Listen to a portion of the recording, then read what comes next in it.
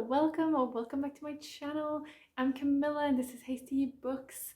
I'm just back from a short Easter holiday and it was so lovely and relaxing, and we went walking outdoors. It was just really great, and I was probably like disconnected, like we didn't bring our laptops or anything, so it was really good. But I'm kind of back in the swing of things with work and everything and with booktube. And the Jhalak Prize just announced its shortlist today, so I thought I would look it up, react to it, and see how the list is looking. So as a little bit of a pre-emptive chat, whatever you want to call it, about this prize, I just want to say that I read two of the books on the main list. So that was Somebody Loves You by Mann and Arshi. That it was a short novel about a girl who grows up with a mother with a mental illness, and she has like selective mutism, I want to say. It was touching at times.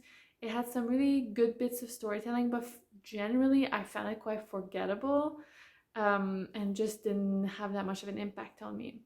However, the second one that I read was Honorifics by Cynthia, which was a poetry collection that I absolutely adored. That will be one of my big recommends for the month. It touched on so many different topics of belonging, of family, of culture, of food.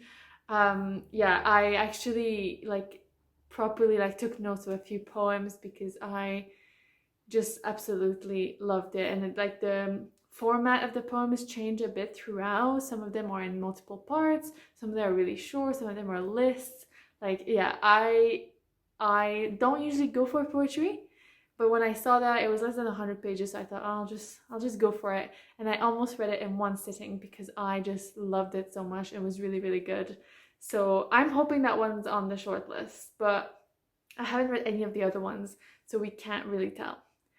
As for the YA and children's short list, or I guess long list, I only read one, which was The Crossing by Mann, and that book I had been meaning to read since, I want to say last November, December, when I saw it made the shortlist for the Costa Book Awards. And it kind of really interested me because it is a kind of dual storyline about a boy who's a refugee from Eritrea and a girl who lives in south of England and whose community is kind of very anti-refugees, which I guess is kind of echoing a lot of the sentiments going out of England right now. So an interesting kind of parallel story, and at some point it kind of mingles in. I want to say it has a little bit of magical realism because I didn't really get how the story interlinks, but I thought it was really, really touching. I actually cried. I shed tears toward the end because it was actually so poignant and sad, and it's not one with a happy ending, but it is very, very touching, and I think it is a must read, definitely. It was really, really good. So on those notes of these three books that I've read, let's go and check out the shortlist. Let's check out the main prize first. Shortlist. Okay. I'm trying to not go to do the whole oh my god. But anyway, okay. Disappointing that Honorifics wasn't actually on the shortlist, but Somebody Loves You was. Okay. Consumed by Arifa Akbar. I feel like I had a feeling that this book would make the shortlist because it's been nominated for loads of prizes, so I feel like it's one of those that's clearly sweeping in with attracting what people want to read, and the stories. And it is non-fiction about obviously the writer's sister. Then there's Somebody Loves You by Mann and Arshi. Then there's Like a Tree Walking by Vahni Capildeo. I did not read this one because I couldn't find a copy, but good to see it. Keeping the House by Tice. That's really interesting because this one, I think I remember it started something like, it's about a cabbage being used in drug dealing in Turkey, I want to say.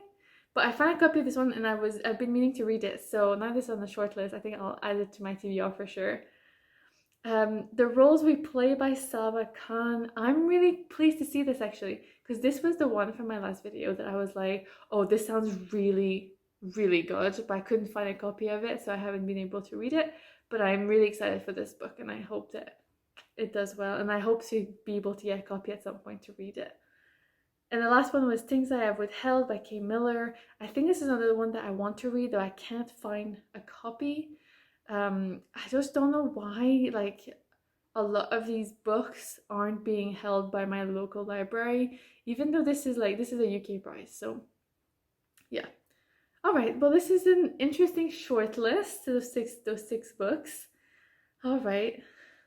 I mean, they had a really good list of things to choose from. So, all right, let's see now the YA prize shortlist.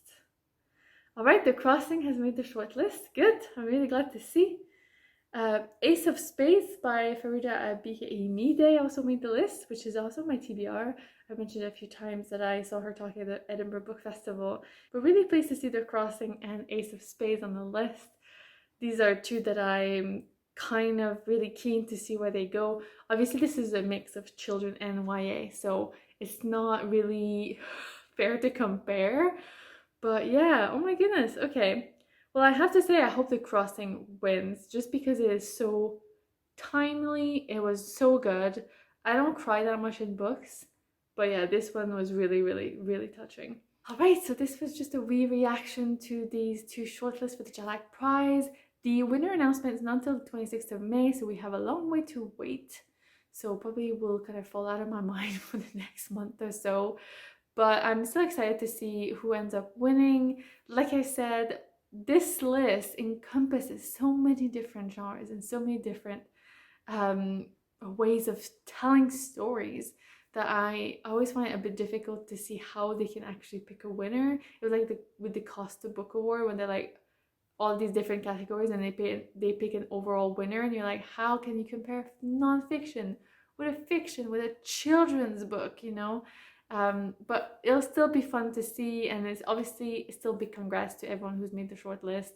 This is an exciting list to highlight, you know, authors of color from or published in the UK. So I'm excited to see, what it's gonna look like when the winner is announced. I'm hoping to read a couple more before the list is announced, but it'll depend on if I can actually get my hands on any of them, which has been really difficult, but yes. Anyway, so I'm going to wrap up this video now.